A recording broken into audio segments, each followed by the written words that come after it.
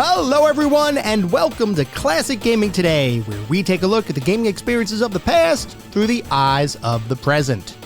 I am your host Tony, and today we're going to look at Blast Corps, a destruction action title developed by Rare and published by Nintendo for the Nintendo 64 console back in 1997. We're going to take a look at that game in just a couple minutes, but first, as is usual, just a little bit of housekeeping up front. This is episode number 97. I am excited to be here. I hope all of you are as well. If you'd like to reach out, let me know how I'm doing, provide feedback, comments, suggestions, or just talk about classic games and technology in general. I would love to hear from you, and there are a few ways you can reach out. I have an X account with the handle @ClassicGamingT. I have an email address, which is classicgamingtoday@gmail.com, and we have our Discord server. The link is in the show notes. Discord is the best way to get in touch with me and the community around this podcast. We have a ton of fun out on Discord. We do weekly gaming challenges, monthly gaming challenges, prizes, awards. Everything is out there. I highly encourage you all to check it out. I also highly encourage you to check out our Patreon, and it's patreon.com/classicgamingtoday. If you want even more Classic Gaming Today goodness, including a Patreon exclusive bi-weekly podcast expansion pack, patreon.com/classicgamingtoday is where it's at. I'd also like to give a shout out to our Pantheon patrons. They are ISO, Rich Senewald, David Morton, Sam Twardowski, Sean Marshall, Steve Novoselic, Wendell Jr., and Marek. Thank you guys for supporting the show. Thank you all for supporting the show, whether you contribute monetarily or simply listen on a regular basis. I truly do appreciate all of the support. For anyone who may be new, welcome. I'd like to take a brief moment to go over the anatomy of an episode because, for the most part, all of our episodes follow a very similar format and structure. We will always start by talking about the history of the game in question, the historical context, how was the game made, why was the game made, and then we move into a pseudo-review kind of section. And I say pseudo-review because it's not like we assign a numerical ranking or star counts or anything like that, but we do talk about every single game from several different perspectives. We take a look at the graphics. How does the game look? The sound and music. How does the game sound? The narrative and/or story, if the game has one. Playability and controls, and overall feel. What does it feel like to play the game today versus when it was released 20, 30, maybe even 40 plus years ago? We do all of that to reach a verdict as far as how well the game holds up today. And to do that, we assign each game to one of several categories. At the very top of our list is the Pantheon of Classic Gaming. If a game reaches the Pantheon, you know it is that darn good. It is a certifiable classic. You should go out of your way to play those games today. Just beyond the Pantheon are our golden oldies. These are still really good games. I still highly encourage you to play them, especially if you enjoy the genre in which the game exists. You should have a good time. They're not quite Pantheon level, but they are still really worthwhile experiences, and I still highly encourage you all to play them today. Beyond the golden oldies, we reach our mediocre mentions. This is where we start getting into the realm of games that I cannot recommend to the broad game-playing population. They might have aged a little bit, might have had a couple of issues to begin with. You may still have a good time, especially if you enjoy the genre in which the game lives. By all means, give it a go, but I cannot recommend these games to the broad game-playing population. And then beyond the mediocre mentions, we reach the footnotes. These are the games that are best left in the annals of history. I have played them, so you don't have to. I cannot recommend anyone play these titles today. They have either aged incredibly poorly, or they may not have been all that great to begin with. With that out of the way, we're going to start talking about the game of the day. That is Blast Corps.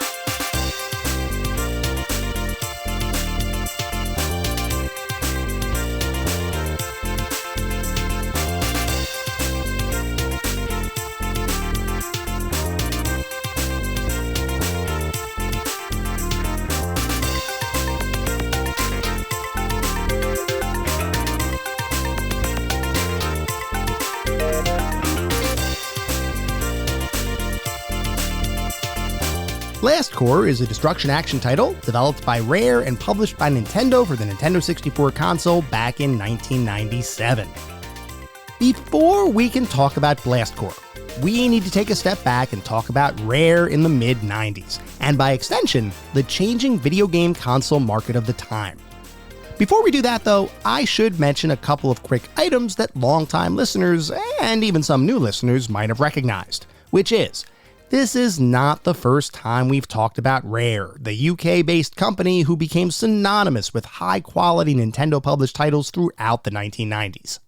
And in fact, we just spoke about Rare 2 episodes ago when we discussed Donkey Kong Country 2, one of their later Super NES releases and part of the trilogy of Donkey Kong Country titles that helped keep the 16-bit Super Nintendo relevant while other console manufacturers like Sega and Sony were releasing the next generation of home consoles and related games.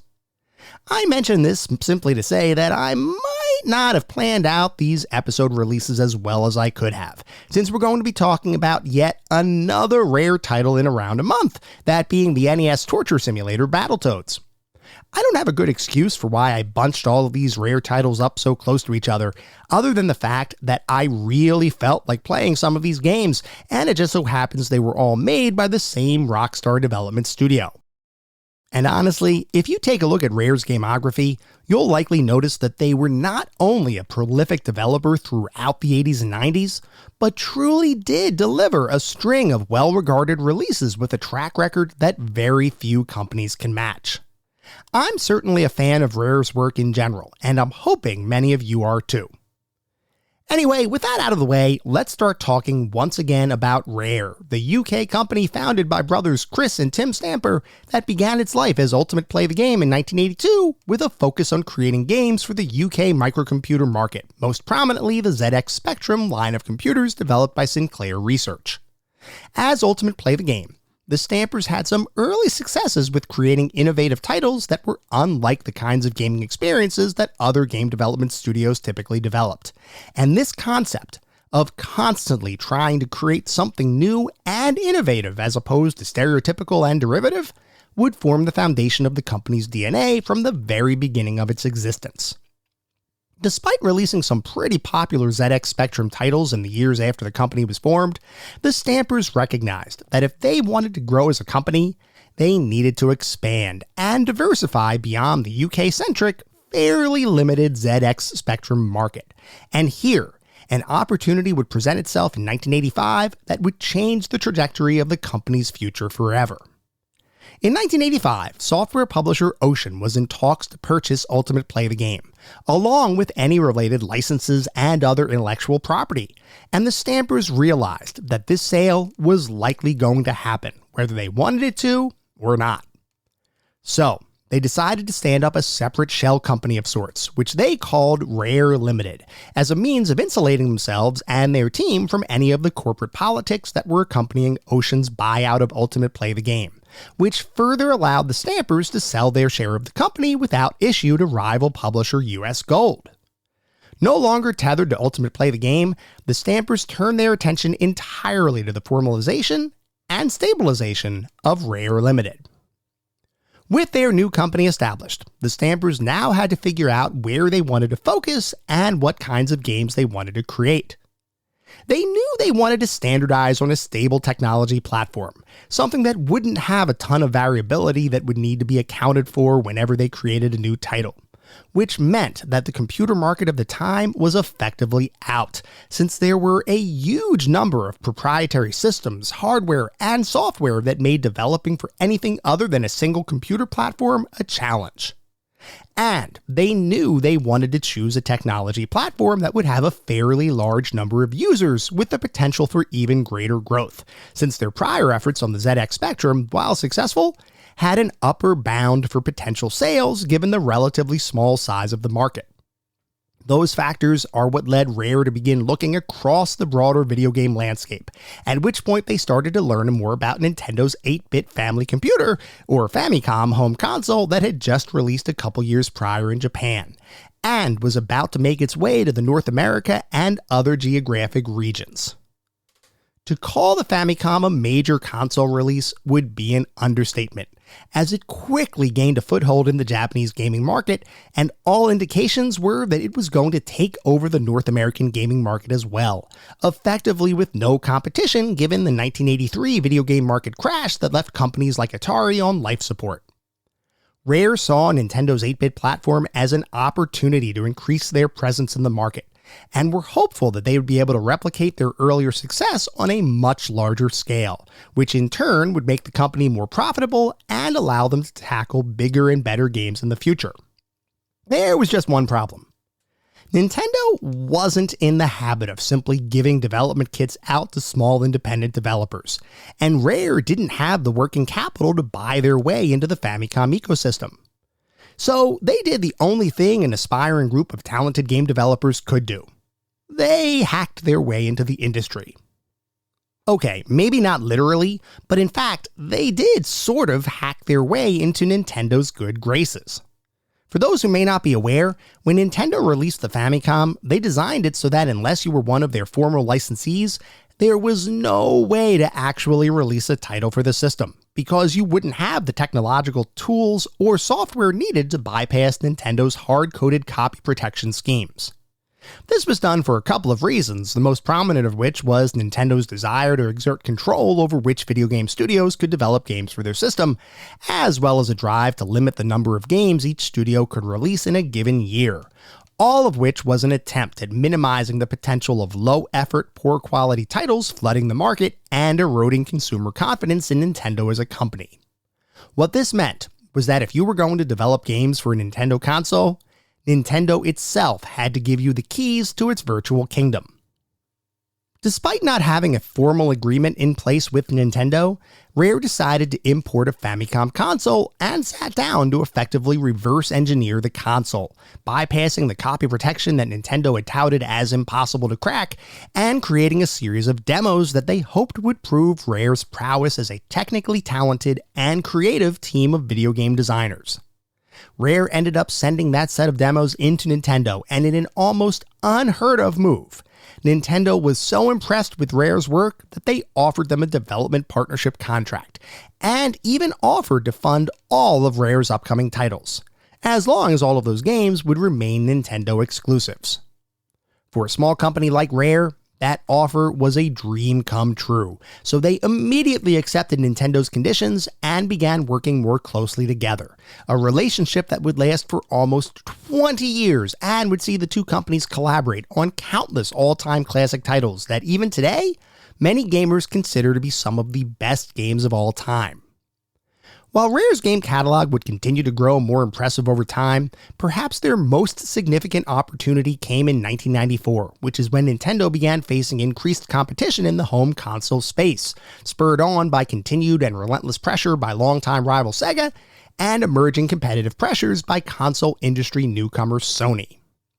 Both Sega and Sony were readying the next generation of home console releases, systems with significantly more power and more advanced capabilities than the major 16-bit consoles of the time, primarily the Super Nintendo and the Sega Genesis. Nintendo, for its part, was not taking this competition lying down, as they themselves were also readying their own next-generation console release, which was intended to be based on a brand new 64-bit console architecture that promised to deliver graphics and gameplay experiences that would blow gamers away. There was just one issue. That brand new console's launch had been delayed, which meant that the Super Nintendo and its now aging 16-bit capabilities had to stand toe-to-toe against the next generation of consoles and games, and hopefully keep Nintendo relevant in the eyes of gamers until their new 64-bit console would be ready to release. To say Nintendo was in a bit of a bind would be an understatement, and the company was in desperate need of a killer title that would keep players and consumers interested in their console, despite the more technologically advanced systems being offered by their competitors. Luckily for Nintendo, they had an ace up their sleeves, which you may have guessed was UK development studio Rare. Like we talked about, Rare, even from its early years, was always focused on creating games and experiences that had never been seen before. And in recent years, they had been experimenting with using high-powered silicon graphics workstations to create highly detailed and advanced pre-rendered three-dimensional graphics that the company believed could potentially form the foundation of future titles. There was just one issue with that. Three-dimensional technology in home consoles, especially during the 16-bit era of systems, was not really a thing. And outside of add-on chip enhanced titles like Star Fox or even Virtua Racing for the Sega Genesis, the 3D capabilities for those systems, and in particular the Super Nintendo, were virtually non-existent. But Rare was an incredibly creative company, so they developed a process by which they could take pre-rendered, high-quality graphics generated from silicon graphics workstations and convert them into the kind of lower-resolution, two-dimensional, sprite-based artwork that systems like the Super Nintendo could display and process effectively. In this way, the Super Nintendo could display graphics that appeared to be far too advanced for the console, when in reality, the foundation of those graphics was the equivalent of a clever, behind-the-scenes graphics trick. That trick, however, was incredibly impressive, and after Rare developed their conversion process for turning pre-rendered 3D images into sprite-based graphics, they demonstrated a prototype game to Nintendo in the hopes of being able to use the technology in a future Nintendo title.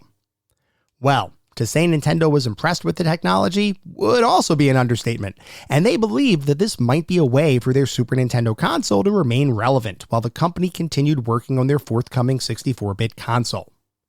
As a result, Nintendo decided to grant Rare the license to make a brand new platforming title, using one of their prized and cherished mascots, which is what led to the eventual creation of the absolutely stellar platforming title Donkey Kong Country.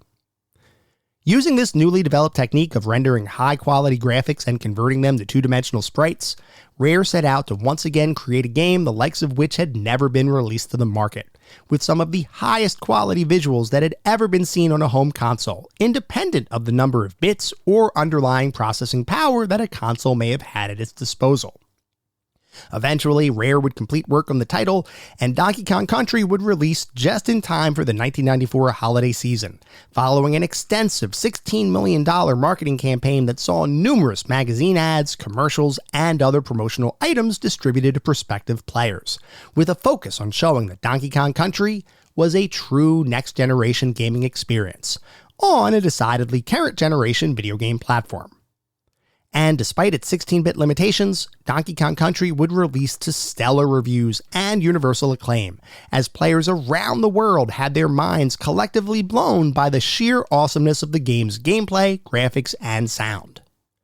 Donkey Kong Country would go on to sell so many copies over the course of the 1994 holiday season that its total sales would exceed both the top-grossing film and musical album of the year, nearly combined.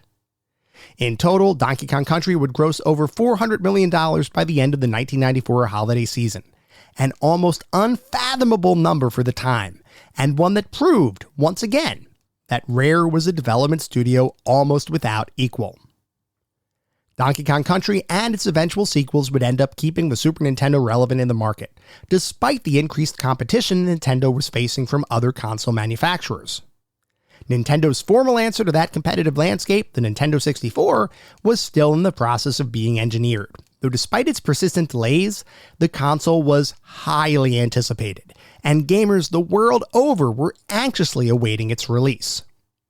And Nintendo, for its part, took great efforts to ensure that they would have a dynamic team of developers ready to deliver world-class gaming experiences to the masses, once the console would finally be ready to release to the market. This group of initial developers, codenamed the Dream Team, consisted of a bunch of prolific industry veterans, including Acclaim, Midway, Ocean, Spectrum Holobyte, and perhaps most importantly, Rare. Because, while Rare had a team dedicated to continued 16-bit game development efforts, their partnership with Nintendo afforded them the ability to continue to branch out and evolve as a company. And over the years, the company would grow from a small-scale, several-person studio into a company employing well over 100 people by the mid-90s, including brand new college graduates hired as a means of continuing to build and refresh their talent pipeline. This expansion of talent allowed Rare to focus on a number of different titles at once, including arcade titles like the Killer Instinct fighting game series and its eventual home ports, a number of Donkey Kong-related releases across a variety of platforms, and other one-off efforts like Ken Griffey Jr.'s Winning Run for the Super NES, and puzzle adventure title Monster Max for the Game Boy Portable System. Beyond those efforts, though, one of the biggest internal focus areas for the company was the creation of the very first original Nintendo 64 title that Rare would attempt to bring to market. While Killer Instinct Gold would earn the distinction of being Rare's first Nintendo 64 title overall, that game was effectively a port of the arcade version of Killer Instinct 2, and as such did not represent a truly original Nintendo 64-centric release. Rare, as part of Nintendo's dream team of N64 developers, knew they had to create something more impressive and more tailored to the Nintendo 64's capabilities than simply porting a pre-existing arcade title to the system. And here, a unique idea by Rare co-founder Chris Stamper would end up providing the concept for Rare's forthcoming N64 exclusive title. Stamper had, for years, wanted to create a game whose focus was the destruction of buildings and other man-made structures that might exist in a given world. But the technology for creating the kind of action-oriented gameplay he had in mind, coupled with the visuals needed to make the experience feel engaging, just hadn't existed yet. With Nintendo's eventual release of their 64-bit console platform, Stamper believed the time was right to re-examine his building destruction concept, and suggested to other members of Rare staff that, and this is a direct quote, "If you knock down buildings, it will be fun." That phrase, uttered one fateful day in early 1996, was enough to convince the rest of Rare to begin working on the title that would eventually come to be known as Blast Corps. While the concept sounded like it could be a fun experience, Rare's dedicated and experienced staff were busy working on other franchise titles, like the previously mentioned Donkey Kong Country and Killer Instinct series, which meant that creating Blast Corps would fall, at least initially, to 4 new college graduates who had just recently joined Rare, with one of those individuals, Martin Wakely, being assigned as the lead designer for the title. Wakely would end up being responsible for nearly every design decision made for Blast Corps, including the mechanics for various vehicles that the team would include in the game, the metal objectives that accompanied each stage, and the overall structure of the title, which from his perspective was more akin to a puzzle game as opposed to an action-oriented title. Though obviously, as a game about destroying buildings, there would be plenty of action included as well. When the team began sitting down to turn Chris Stamper's idea into reality, they needed to come up with a way of adding some structure to the experience, eventually deciding on the concept of what they called a CMO, or constantly moving object. In the context of Blast Corps, that concept took the form of a runaway vehicle armed with a nuclear weapon that would explode if it were to come into contact with anything in the environment, which provided players with both a goal for what to do in each level, that being the destruction of everything in the runaway vehicle's path, as well as an in-game time limit for each stage, all without the need for any sort of countdown timer or immersion-breaking mechanic. The team decided early on that they would include a number of different vehicles for players to use throughout the game, with lead artist Ricky Berwick being responsible for each vehicle's design, which ran the gamut from traditional construction vehicles all the way to futuristic robotic-like mechs of destruction. Interestingly, Berwick designed each of these vehicles without regard to how they would actually be used in the game, meaning he effectively created vehicles that he thought would look cool, but didn't consider how players would control those vehicles, or what unique capabilities each vehicle would possess to allow players to interact with the environment. Those mechanics would be added after the artistic designs for each vehicle were complete, which is when, just as an example, it was decided that the game's dump truck would utilize a power drift kind of mechanic to level buildings and other environmental structures. Interestingly, the power drift maneuver is something that Wakely in particular fought to include in the game, having been inspired by Mario Kart 64's similar mechanic, while the rest of the team felt like that particular mechanic was a bit too difficult to control. I'll tell you what I personally think about that one in a little bit, but suffice it to say, Wakely and the team focused on delivering a diverse set of mechanics for each vehicle in the game, and tried to make sure that each mechanic made sense given each vehicle's overall design. And those mechanics and vehicles would form the basis of Wakely's puzzle design philosophy, where he designed each level such that players would be given all of the vehicles and capabilities needed to complete a given stage. The trick was for players to try to figure out how best to use those vehicles to most effectively clear the path for their constantly moving nuclear truck to avoid any sort of damage, with focus eventually shifting to how best to minimize the time needed to clear any given stage. After each level was designed and populated with obstacles and other structures, Wakely assigned each stage a series of challenges that corresponded to what the team called goal medals, which included exploration, destruction, and timing-based challenges. And speaking of timing-based challenges, there were actually a few different tiers of difficulty included. By default, at the beginning of the game, Wakely designed challenges around a fairly traditional bronze, silver, gold kind of structure, with the top-tier gold challenges representing a difficult, but attainable with practice, goal for players to achieve. During playtesting, though, an interesting thing happened. The Japanese and American quality assurance teams began getting into a little bit of a competition with each other, with each team pushing the other to achieve quicker and quicker times on each level, until eventually they figured out ways to effectively bend the mechanics and design of each level to reach times that would seem downright impossible for normal players to achieve. Rather than throw those seemingly impossible challenges away, Wakely and the team decided to add them to the game, which was the genesis for Blast Corps' Platinum Medals.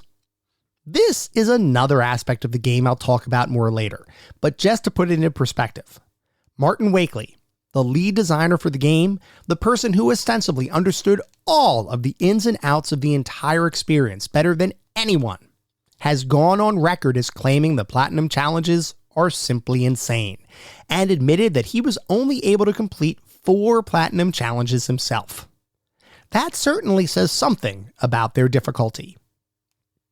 Moving on from the game's mechanics to talk more about the technical aspects of the title, it was decided early on that Blast Corps would utilize a fully realized 3-dimensional environment, complete with polygon-based vehicles, buildings, and objects, with Nintendo's own Super Mario 64 providing inspiration to Wakely and the team as they were creating Blast Corps. In fact, it was Mario 64's analog stick-based control scheme that led Wakely to decide to use the analog stick for Blast Corps. Before he had seen Super Mario 64, he was planning to use the N64's directional pad for all vehicle movement, which could have proven problematic for navigating a 3D world. After seeing Mario 64, though, Wakely knew that his forthcoming title needed to also utilize the analog stick, which, given the time the game was made, was a bit of a risk. Recall that in the mid-90s, there wasn't yet an agreed-upon approach for how to handle 3-dimensional navigation and control mechanics. It turns out the analog stick would become the de facto standard for navigating 3D spaces, but at the point Mario 64 and by extension Blast Corps were both made, there was no guarantee that the respective development teams were making the quote-unquote correct choice. History would prove them right, but that in no way reduces the risk that the team was facing at the time. Composing music for the game would fall to Graham Norgate, another new Rare employee who had been hired into the company in 1994 to compose music for Killer Instinct. For Blast Corps, Norgate decided on an eclectic mix of upbeat styles that added some levity to the overall seriousness of the core concept of the title, which included the potential for nuclear devastation. Rather than make the music sound dire, Norgate instead made everything sound exciting and cheery, even using banjos for several songs, which subverted the expectations of the rest of the game's design team. Interestingly, in an interview conducted years after Blast Corps' release, Norgate would suggest that his use of banjos in the game's soundtrack would be a harbinger of things to come, as Rare started using banjos everywhere following Norgate's efforts, even naming an entire game, Banjo-Kazooie, after the instrument. Whether Norgate's influence led directly to Banjo-Kazooie or not, I can't say. But I did find the claim to be interesting nonetheless. Eventually, all of the different aspects of the title would come together, and Blast Corps would release for the Nintendo 64 in 1997, at which point critics and players alike would shower praise upon the game, with many enjoying Blast Corps' graphics, sound, expansive set of stages, and general concept, reflecting that the simple act of destroying everything in your path tapped into childhood fantasies that up to this point were purely imaginary. The game's controls and overall gameplay, by contrast, were not as universally acclaimed. Some critics thought that the controls felt great, and learning how to control each vehicle was a rewarding, worthwhile experience, while other critics claimed the controls were too difficult to master, resulting in unnecessary and arbitrary challenge peppered throughout the game's stages. Those control-based critiques, though, were in the minority, as most gamers and critics loved Blast Corps. It would go on to sell almost 1 million copies shortly after its release, en route to becoming one of the top-selling games of 1997. From a critical perspective, Blast Corps would be the second highest-rated title of the year, according to the review aggregation website Metacritic, one place behind yet another rare classic title, the James Bond first-person shooter GoldenEye 007. Like I mentioned earlier, Rare was kinda untouchable in the 90s, and their success in 1997 alone proves that theory out. Over time, Blast Corps would continue to be praised by critics and gamers alike, and it would eventually end up on a number of publications' best games of all time lists. Now, you might think that with such success, a sequel would be all but inevitable, and it's true that there were early talks about the potential for a follow-on Blast Corps title. But lead game designer Martin Wakely eventually decided not to pursue a sequel, believing that the game's concepts had been fully realized in Blast Corps, and as such, did not warrant an additional title. Like we discussed earlier, Rare was a company that was always focused on delivering new, innovative experiences, and if they didn't believe they could create something truly unique, or at a minimum, more advanced than what they had created previously, they had no issue moving in a different direction. It seems as though this is exactly what happened with Blast Corps, in that they did not believe a sequel would be dramatically different than the original experience, so they decided to forego it entirely. In the eyes of many gamers, that decision was unfortunate, because all most people really wanted out of a potential Blast Corps sequel was more Blast Corps, and even today there's a contingent of fans that wish Rare would revisit this destruction-centric title, simply to be able to experience a Blast Corps game with modern controls, graphics, and physics. That's not disparaging the original title in any way, but just imagine what a modern version of Blast Corps would look and feel like. It's not hard to see why many people would be excited by that prospect. With Blast Corps, Rare succeeded in delivering a title that for many gamers easily demonstrated why they were considered one of Nintendo's Dream Team development studios, and in the process kicked off a string of blockbuster successes by the company that would earn them so much respect in the industry that Microsoft would eventually purchase Rare for $375 million in 2002, resulting in them becoming a Microsoft first-party developer and severing an almost 20-year relationship with Nintendo. While the Rare of today is not quite as well respected as the Rare of the 90s, that in no way diminishes what they accomplished during that time frame, and in particular, does not diminish the work Rare performed in bringing Blast Corps to life. As one of the more unique titles ever released, Blast Corps created an experience that for many gamers was a breath of fresh air that they didn't even realize they needed, and as such remains a title that continues to be discussed and played even today. Despite never evolving into a franchise, the original Blast Corps delivered exactly what its designers intended to deliver. A vehicular-based, thinking person's destruction derby that proved, in the words of Chris Stamper, that if you knock down buildings, it will be fun.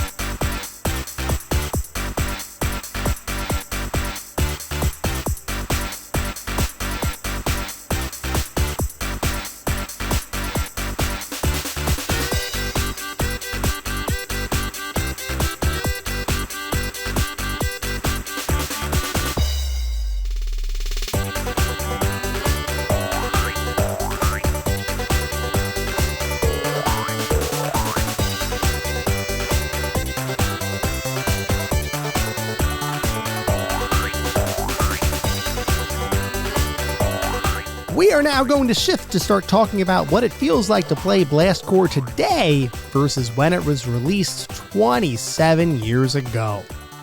So Blast Corps, more so than nearly any game we've covered thus far, and even beyond the games we've looked at, is an entirely unique experience.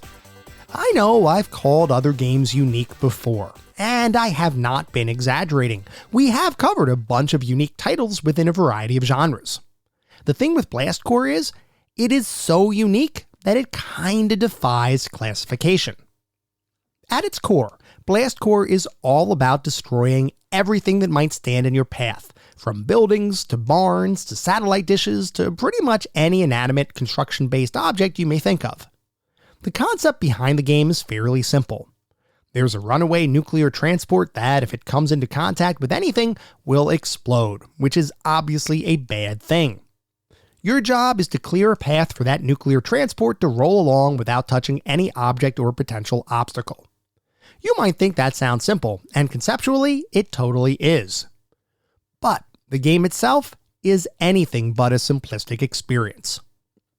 The game is made up of 57 discrete levels, with 20 core stages where you have to clear a path for the nuclear transport, 5 training levels to expose you to the mechanics for several of the vehicles you'll have at your disposal in the game, and 32 bonus stages that run the gamut from timed races to pure wanton destruction, to low-gravity arenas, to areas with environmental hazards, to Pac-Man-styled collectathons, to, well, you get the idea.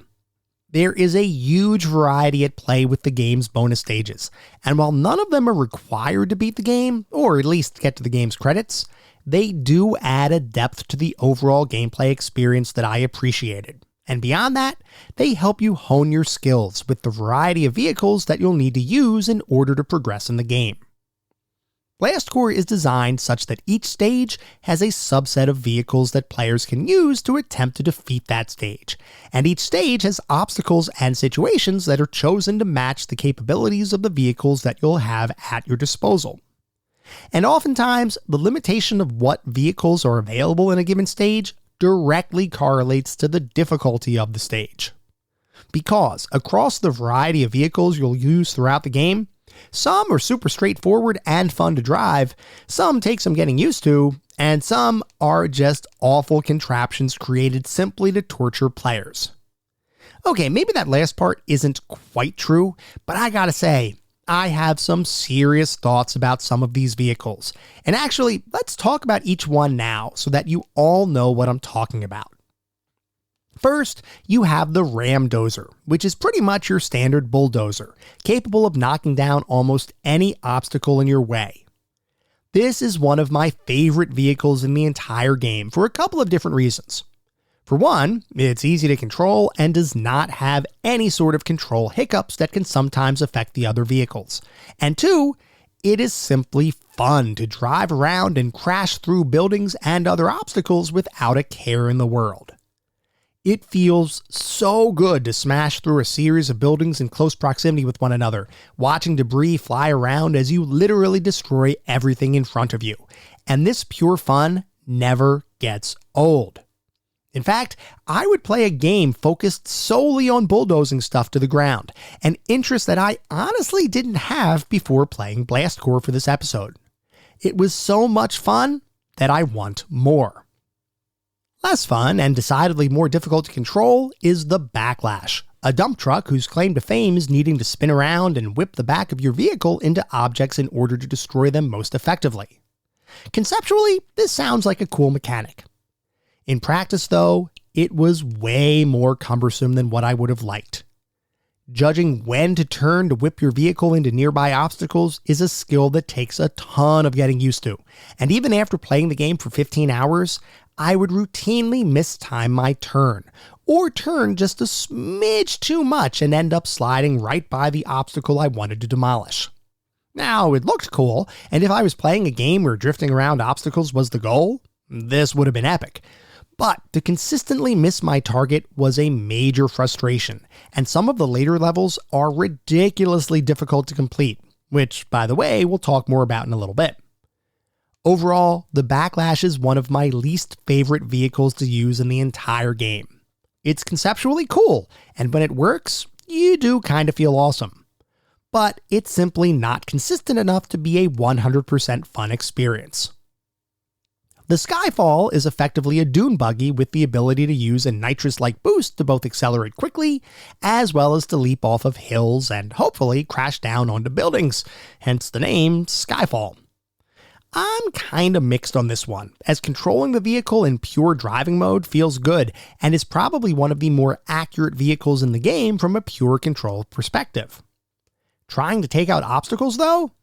Oh, that takes some getting used to, as your turning radius is not tight enough to effectively land on the obstacles you want each and every time. I admit I tried to use the Skyfall like a skateboarder, attempting to Tony Hawk off of nearby hills in an effort to more quickly destroy obstacles in my way. This may not have been the best way to utilize this particular vehicle, so I imagine your mileage will vary here. The Skyfall isn't a bad vehicle, it's just not my first choice when it comes to destroying tons of buildings in a short amount of time.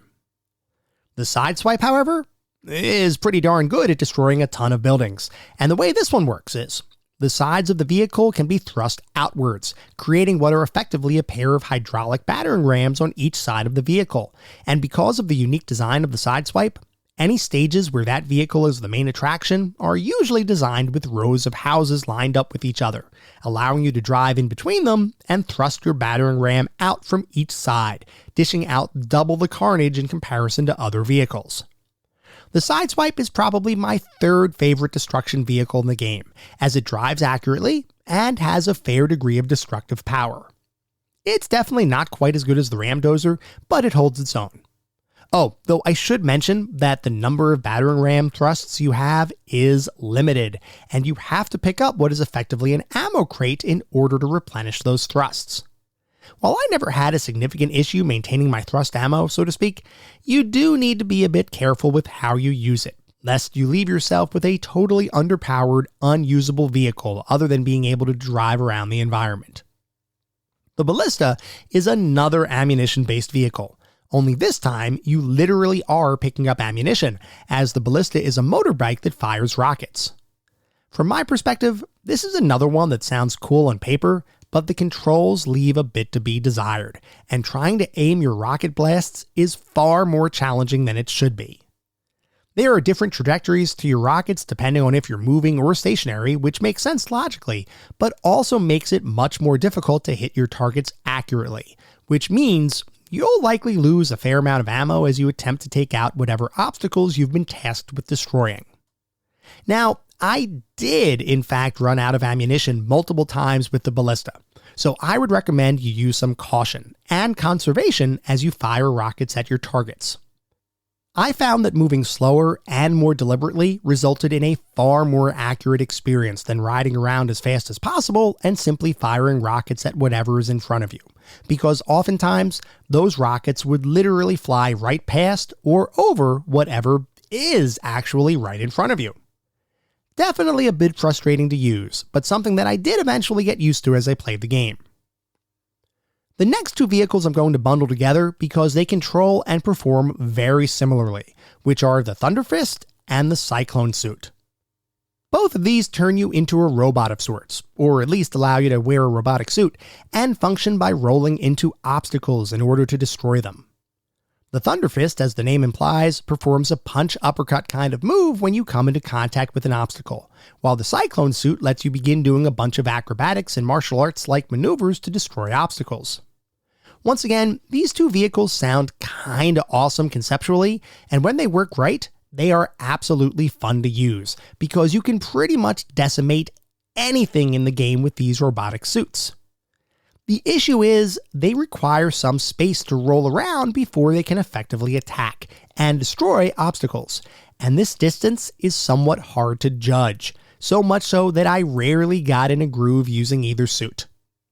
Many times I'd end up misjudging the distance I would need to build up the right amount of force, which meant I would collide with a building and just kinda stand there, stuck. Those moments did not feel all that great, though like I said, when you do get the right distance, it is kinda awesome to effortlessly bash through a gigantic skyscraper with your robotic fists. I just wish they had less finicky controls. The final destruction-based vehicle is the J-Bomb, which, other than the Ramdozer, is absolutely my favorite vehicle in the game. Picture a robot like the Thunder Fist or Cyclone suit, add a jetpack similar to the rocket belt from Pilot Wings, and give it a dive bomb somersault attack, and you have the J-Bomb, which feels so fun and good to use. I'll admit that getting a feel for the distance and height of your flight did take some getting used to, and there were occasions where I misjudged my height and ended up dive salting into a pool of molten lava as opposed to hitting my target. But once I got used to it, I became the incarnation of robotic fury and destruction, and it felt amazing to thrust myself into the air and do a series of somersault leg drop kind of moves like a really agile and mechanical Hulk Hogan. Similar to the Ramdozer, using the J-Bomb never got old, and any mission that let me use the J-Bomb automatically became more fun, simply because of that vehicle's inclusion.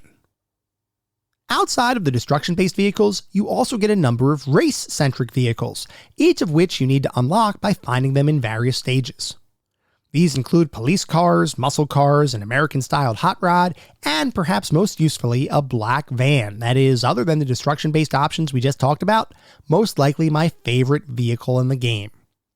The cool thing about the van is that it can travel over any terrain without losing speed, and it has super tight turns, which makes navigating tricky curves a dream.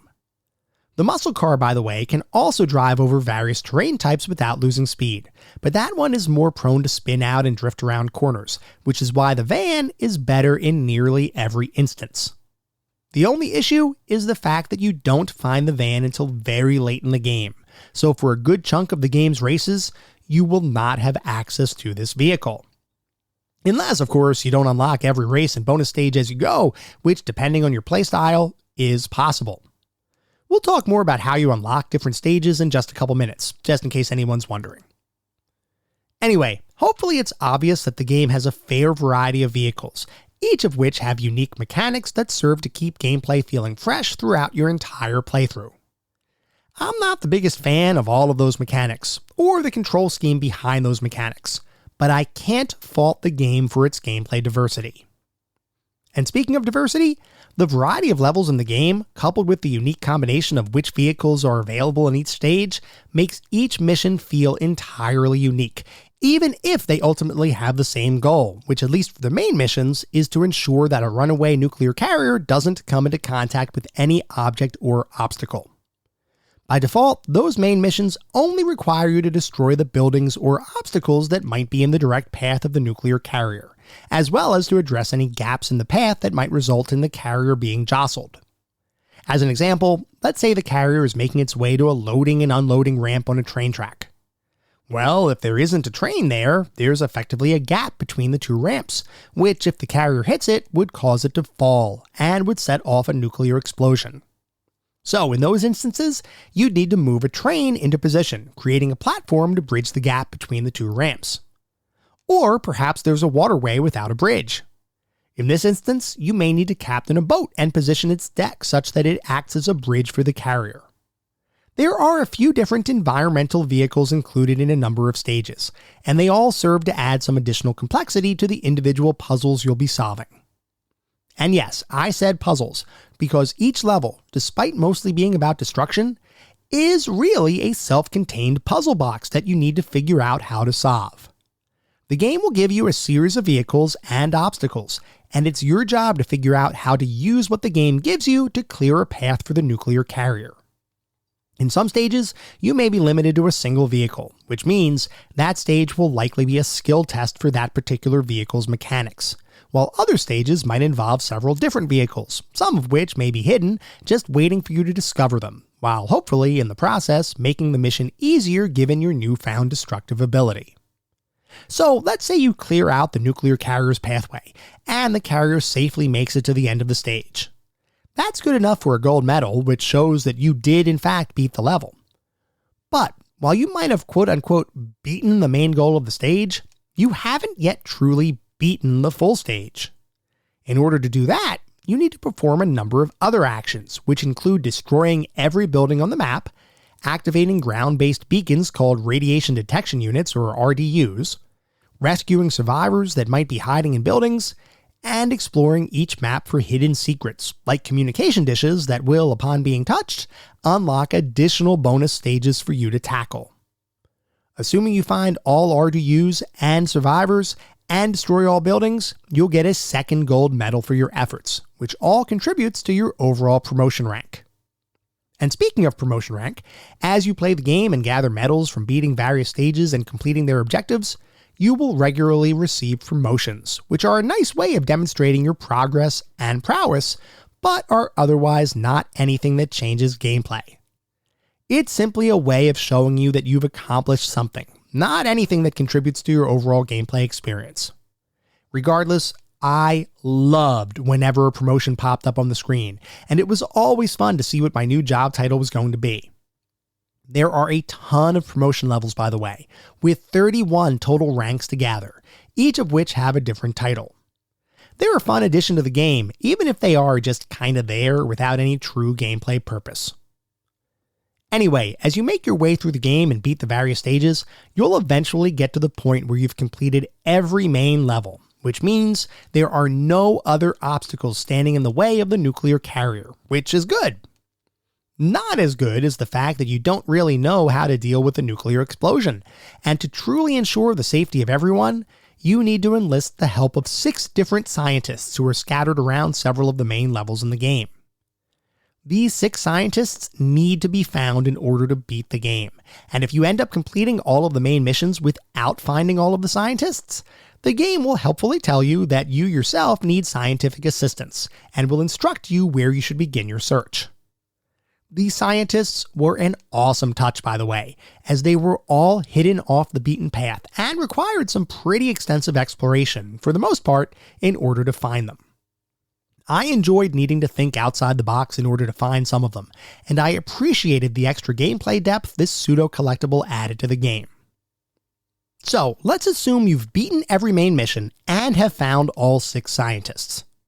Well, if you did that, then the nuclear carrier will be safely detonated away from civilization, and you will see the credits roll. You've effectively beaten Blast Corps. Congratulations! Only not really, because Blast Corps has more endings than a Peter Jackson extended Lord of the Rings finale. After the credits roll, you get presented with another high-stakes mission involving a runaway space shuttle that needs to make an emergency landing. Assuming you beat that one, the game tells you that now, finally, the Blast Corps can rest, knowing they saved the day again. Only not really, because then you get pulled into another high-stakes mission, this time on the moon. Once you complete that one, then you can finally chill out, because there's nothing more to prove. You've done your job, and you've done it well. Only not really, because then the game says something to the effect of, well, sure, you can relax if you want, but the best amongst you might be tempted by the allure of the gold standard, which is the game's way of saying that the next step in your never-ending progression is to get gold medals on every single level in the entire game. Once you gather all of those medals, then finally, you've beaten the game. Only not really, because then the game says that you are so good that you're no longer challenged by Earth-based missions. So instead, you're sent into space to tackle a number of low-gravity missions on various planets, like Mars, Venus, and Neptune. So let's say you complete those space missions and return to Earth triumphant. The game then tells you that you are literally without equal, so obviously at this point, you have beaten the game.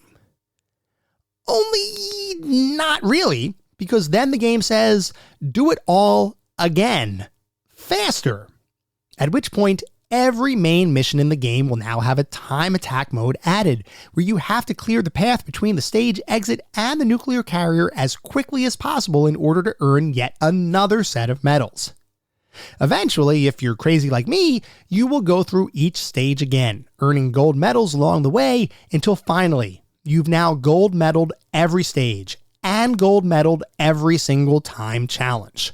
Sure, then you've finally beaten the game. Only not really, because then the game says to go for platinum medals, which are unlocked for every single level of the game and correspond to an even quicker time requirement than gold. Upon reaching this stage of progression and seeing the literal perfection needed in order to platinum each stage in the game, I decided to bow out, but not before acquiring 1 platinum medal, which, by the way, would have been enough to represent 100% completion and all achievements unlocked if I were playing the rare replay version of the title on Xbox, which I wasn't, but I did use that marker as a gauge of my own progression and completion of the title. That achievement was good enough for me, and I was able to walk away from Blastcore with the knowledge and contentment that I finally, truly beat the game. I do need to talk briefly about those platinum challenges though, because they are literally so difficult that I cannot fathom how much time it would take to platinum the entire game. A minute ago, when I said they required perfection, I meant it, and the singular platinum medal I acquired was one with a margin of 0.1 seconds. I'm curious if anyone listening has taken on the platinum challenges and actually beaten them all, because if so, I will buy you a beer as I bow down in reverence to your perseverance. Anyway, putting thoughts of cold brews aside and on a more serious note, Blastcore has a lot of content for players who may be interested, and while I joked a bit about its multiple endings, I've got to say, I loved the fact that more and more content was unlocked as I played the game. This style of game, where you get unexpected unlocks as you accomplish different achievements, is a rarity in gaming today, and I truly hope the mechanic returns in the future. Sure, games like Super Smash Bros. Ultimate still have unlocks like that, which is awesome, but those examples in modern times are few and far between.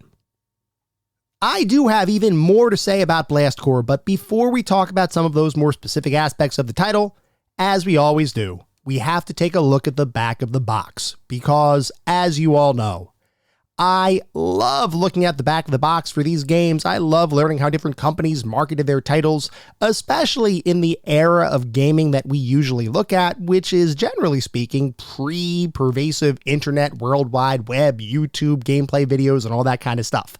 A lot of times around this time when we were in a game store, the reason we would buy a game is either because of word of mouth we might have heard, magazine articles we might have read, and what the box actually looked like. Did the front of the box look cool? If so, we'd pick it up, we'd take a look at the back of the box. Did the back of the box make the game sound cool? If so, maybe we would purchase it. So for Blastcore for the Nintendo 64, the back of the box says, Blastcore. A pair of defective nuclear missiles en route to a safe detonation site has begun to leak. Badly damaged, the carrier automatically locks onto the most direct route. Clear a path to help the carrier arrive safely. Tons of vehicles are at your disposal. Leave nothing standing, or the adventure will end in an earth-shattering explosion. Find the hidden technicians to ensure a safe detonation. Strap on your seatbelt. It's going to be a bumpy ride. And then some bullet points. Different vehicles deliver destructive powers. Lay waste to the cities in this fast-paced smash action adventure. Smooth scrolling, multiple angle views. Game Pack Memory will store your progress, best times, and custom settings. And store your progress, best times, and custom settings on an N64 controller pack to play at a friend's house. And then, of course, there are some screenshots on the back of the box that show the game and some of the action there. And I've got to say, the back of the box absolutely sells me on this game. I did buy Blastcore back when it originally came out for the N64. I loved it back then. I never beat it back then. That would have had to wait until we actually got to this episode of the podcast. But I did play it. I did love it. The back of the box still sells me. I do have one minor critique, and that is it almost felt like the bullets, the bulleted features that they have on the back of boxes a lot of times. It almost felt like they were trying to think of something to have for a fifth bullet, so they kind of reworded the Game Pack memory thing from the fourth bullet into another Game Pack memory thing for the fifth bullet. This is a super nitpicky kind of thing to focus on, but when you're looking at the box and when you're looking at the actual bullets on the box, the fourth and the fifth one, the only difference is in the fifth bullet, it says, oh, you can play it at a friend's house. It's like, well, Yeah, you could have integrated that into the fourth bullet and maybe put in a different bullet there. Like, you could have put in the number of vehicles that are in the game, which is fairly impressive. You could have done something different. So I don't know. I don't really agree with that one, but that is a super minor nitpick. Overall, the back of the box absolutely sold me on the game, and even today, it still sells me on the title. We're now going to start talking about the more specific aspects of the game, and we're going to start by talking about the graphics. Blast Corps, being an early Nintendo 64 title, looks pretty much like an early Nintendo 64 title, with slightly blurry 3D graphics and a focus on environmental, somewhat drab colored textures as opposed to bright, colorful visuals. Which is to say, looking at Blast Corps felt like being a kid again, because I have such nostalgia for these early 3D graphics, and despite their simplicity, I love them. If I take my nostalgia goggles off for a second, I have to mention that the graphics definitely do not hold up under modern scrutiny, though there's nothing here that is egregiously bad or poorly detailed. In fact, for the time in which the game was made, Blast Corps looks really good. It's just that it's from an era of gaming where graphics were rapidly evolving, and as a result, it looks decidedly older than what the rest of the game feels. That's not a knock against it. It's simply recognition that the game, at least visually, is a bit dated. Animations, however, are great, and the pace of gameplay is almost always smooth, which allows all of the destruction and mayhem on the screen to shine, which is awesome. Unfortunately, there were several scenes and levels where the frame rate dipped, but I'm going to give the game a slight pass here, because the only times the frame rate dropped were when the game was trying something that, from my perspective, was graphically impressive, like showing you controlling a train over a bridge while the nuclear carrier rolls on in the distance. There were some scene compositions that looked artistically amazing, and I appreciated the work done in designing those visual scenes in the game, even if it meant that the frame rate took a bit of a dip. Overall, I enjoyed the visuals in Blast Corps. Even though it had never been mistaken for a modern title, it still looked pretty darn good for the era in which it was made. Moving on to the sound and music, I was pleasantly surprised with the music in the game, because I can honestly say that I had no recollection of any soundtrack elements from the game when I sat down to play it for this latest playthrough. Blast Corps is one of those games that I played a lot as a kid, but despite that, I couldn't remember any music from the game, which I wasn't sure was caused by my own lack of memory or some deficiency in the game's audio design. Well, after playing the game for this podcast episode, I can safely say that the failure was mine alone, as the music here is all top-notch, varied, and matches the action occurring on the screen perfectly. I was shocked at how diverse the music was here, and while I didn't sit down to count every track, it felt like the majority of stages had unique music, which represents significant effort on the part of Rare's musical team. There were definitely some repeats, which, given the level-based themes and structure to the overall gameplay, made perfect sense, but they never felt out of place or like Rare was simply phoning it in. Every bit of music sounded great, and I was impressed by the overall quality. Sound effects were similarly outstanding, with the right mix of environmental noises and destructive smashes all making sense and serving to elevate the game's gameplay beyond the simple act of playing the game. You know how sound can make things feel more solid, so to speak, especially in games like fighting titles where you can effectively hear the impact of every punch and kick? Well, you get that same kind of thing here with Blast Corps, albeit focused on toppling buildings and debris flying everywhere, and I've got to say, it all worked for me. There is a small amount of voice acting in the game as well, but nothing really to write home about. All of the voice lines are essentially single one-liner kinds of things. It's not like there are a ton of characters and dramatic acting going on. Though I do need to mention that one line, which is often used at the end of a mission, really hit me with a wave of nostalgia. That line, which is simply your dispatch operator saying, "You're just trying to impress me," brought back so many memories of me playing this game when I was younger. I mentioned a minute ago that I didn't really remember any music in the game prior to replaying it for this episode. Well, that line, for some reason, brought me back to my family room floor in 1997, with 16-year-old me trying my darndest to knock over as many buildings as possible. I really did not expect that, but hey, Nostalgia is a powerful drug. Anyway, overall, the sound and music in Blast Corps is great, and I have literally no complaints. Moving on to the narrative and story, you are a member of the demolition crew known as Blast Corps, and one day, you receive a harrowing distress call. A nuclear carrier has lost control, sending it rolling through the countryside. The nuclear armament it's carrying is incredibly unstable, so much so that any jolt, bump, or crash could cause the whole thing to detonate, effectively setting off a nuclear bomb in the middle of civilization.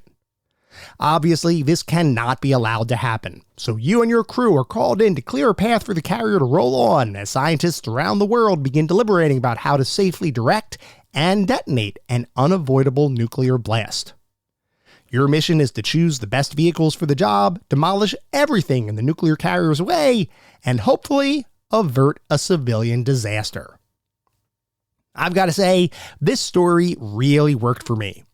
Sure, Blast Corps is effectively an arcade puzzle kind of experience, and as such, it doesn't really need a ton of backstory. But for me, this narrative provided the perfect backdrop for the rest of the game, providing purpose to all of your destructive exploits, and honestly, it set the stage amazingly well. Moving on to the playability and controls, we've talked at a high level about the controls for the game earlier, so I'm not going to rehash all of that here. But I would like to dive a bit deeper into the more specific controls for the game, because in this case, I find them strangely interesting. So obviously, the first thing you'll notice is that being a Nintendo 64 game, Blast Corps uses the N64 controller, and luckily, it uses that controller to great effect. All movement is controlled by your analog stick, which functions exactly like you might expect when navigating a three-dimensional world, which is to say, it feels totally modern. While in a vehicle, you use your A button to accelerate, B button to brake or go in reverse, and your left and right shoulder buttons to perform a vehicle's special maneuver, or in some cases, simply honk your horn. When you're in a robot, the controls shift just a little bit, as you don't really have the concept of acceleration and deceleration, so the A and B buttons also execute your robotic special power, or in the case of the J-bomb, allow you to ascend into the air and stomp the ground respectively. Something we didn't touch upon before is that you can actually leave your current vehicle to either walk around the world or enter a different vehicle by pressing your Z button. Walking around isn't really a viable means of transportation, so you really only use this when you want to switch vehicles, or enter into one of the various environmental usable vehicles in the game, like trains or cranes. But it is a cool touch that there are effectively no restrictions placed on navigating on foot, and in fact, there are some secret passages that can only be accessed while walking, so there is some extra gameplay complexity layered in here. As with many Nintendo 64 3D titles, the C buttons on the controller allow you to manipulate the game's camera, and in Blast Corps, that means either zooming in or out, or performing fixed rotations left and right. In the early going, there really wasn't much of a need to manipulate my camera to achieve the objectives the game gives you, but in later missions, and when seeking out secrets in various stages, moving the camera around becomes increasingly important.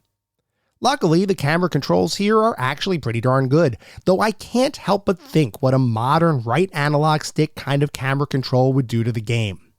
I've got to believe it would make the game feel even more amazing to play.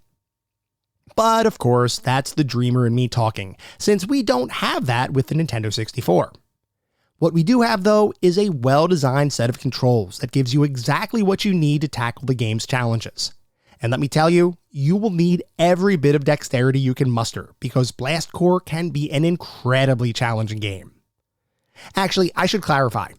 The base set of levels that you need to beat in order to complete the game aren't really all that difficult, with only the final set of unlocked main missions providing any degree of true challenge. The real difficulty comes in trying to get gold medals, or for the masochistic, platinum medals, on the various stages. Some of the medal requirements here are very strict, and for the platinum medals in particular, border on insane. There's a reason why I stopped after getting my one platinum medal to prove I could actually do it. The amount of time required to master this game would likely be in the tens to hundreds of hours. No exaggeration. And I myself spent 15 hours playing through every mission multiple times in order to get my full set of gold medals. I cannot imagine how much that time would explode if I wanted to go for the platinums. Luckily though, the game plays really well, and even though I played through various levels multiple times, the game never got old, and despite the challenges, I never truly felt frustrated, other than one late game level involving the Backlash dump truck, 2 alternating sides of train tracks that could only be reached by going through an underground tunnel, and a pretty tight time limit. That one stage was responsible for nearly all of my frustrations with the game, and outside of that one level, the entire experience was so fun that the whole far outweighs that one hellish experience that made me want to throw my controller through a window. Overall though, Blast Corps provides a level of pure fun and challenging content that few games can truly match. That said, I have to mention that the gameplay mechanics for various vehicles can be tricky, and when you perform a special move only to see the building you attempted to demolish basically say to you, "Was that a light breeze?" it is a bit disheartening. The finickiness of those mechanics can be a bit irritating, but those are short periods of irritation in what is, for the most part, an engaging, incredibly fun experience. The bottom line is, Blast Corps is demolition and destruction wrapped up in a tidy package, and provides a fun, engaging experience that pretty much enthralled me from beginning to end. When I sat down to play the game, I did not expect to still be sitting hours later as I kept telling myself, just one more medal. But that's exactly what happened, and the time evaporated without me even feeling it. That's obviously the mark of an engaging experience, and that is exactly what Blast Corps provides. It's not the most complex game, but if you're looking for some arcade destruction and action contained within a series of what are effectively puzzle box environments, Blast Corps has got you covered. So what is our overall verdict on Blast Corps? Well, the fact is, Blast Corps is not a perfect game.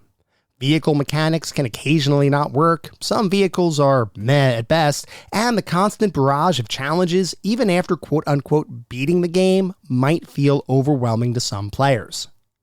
But that said, those critiques become minimized when you look at everything else the game does right, which is to deliver an amazing demolition derby of destruction, using a game concept that has hardly ever been imitated. It stands alone as a truly unique title, and a quality one at that, and I truly believe everyone should play it at some point in their gaming careers, not only to experience a novel idea, but also because it is simply a great game in its own right. Which is why, for me, Blast Corps has just become the newest entry in our pantheon of classic gaming. If you take a little bit of time to get used to the game's various vehicle controls, and you can accept that there might be some occasions where things don't go boom like you want them to, I can guarantee you'll find a lot to like here. In fact, I had so much fun playing Blast Corps that I began conceptualizing in my head what a potential sequel would look like with today's controls, graphics, and gameplay. And wow, does that sound like a good time to me. Who knows if we'll ever get something like that in the future, but regardless, the Blast Corps we do have is pretty darn great, and from my perspective, absolutely deserves a spot in our pantheon of classic gaming.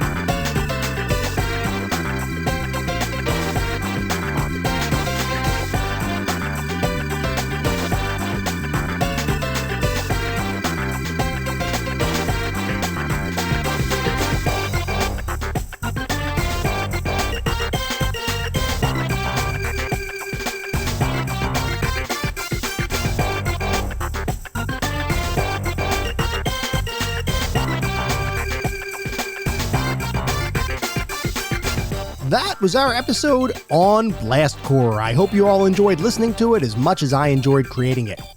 If you'd like to reach out, let me know how I'm doing, provide feedback, comments, suggestions, or just talk about classic games and technology in general, I would love to hear from you, and there are a few ways you can reach out. I have an X account with the handle @ClassicGamingT. I have an email address, which is classicgamingtoday@gmail.com, and we have a Discord server. The link is in the show notes. Discord is the best way to get in touch with me and the rest of the community around this podcast. We have a ton of fun out on Discord. I highly encourage you all to check it out. I also highly encourage you all to check out our Patreon. It is patreon.com/ClassicGamingToday. If you want even more Classic Gaming Today goodness, including a Patreon exclusive bi-weekly podcast expansion pack, patreon.com/ClassicGamingToday is where it's at. Before we sign off for the week, I do want to mention that our next episode is going to be focused on the PC title, Lodestar, The Legend of Tully Bodine. So feel free to write in if you have any particularly fond or not so fond memories of that experience, or even if you know what that game is, because I think it's probably a little bit more obscure than a lot of the games that we've covered. At the same time, I recognize you're likely listening to this podcast on any number of podcast services, and if you would feel so inclined, it would be great if you could leave me a review. This is not about trying to bolster star counts. This is not about trying to harvest a ton of 5-star ratings, though if that happens, awesome, it means we're doing something right. No, what it's really all about is trying to make sure I am delivering the content you all want to listen to. The only way to do that, and the only way to make sure that I am hitting the mark, is by getting feedback from all of you. We get new listeners every single day, which is simply amazing. I want to continue to grow this community, and I want to continue to make this the best possible podcast I can. We'll be back in around a week with our next episode focused on Lodestar, The Legend of Tully Bodine. Until then, remember, sometimes the games of the past are just as good, if not better, than the games of today. Goodbye, everyone.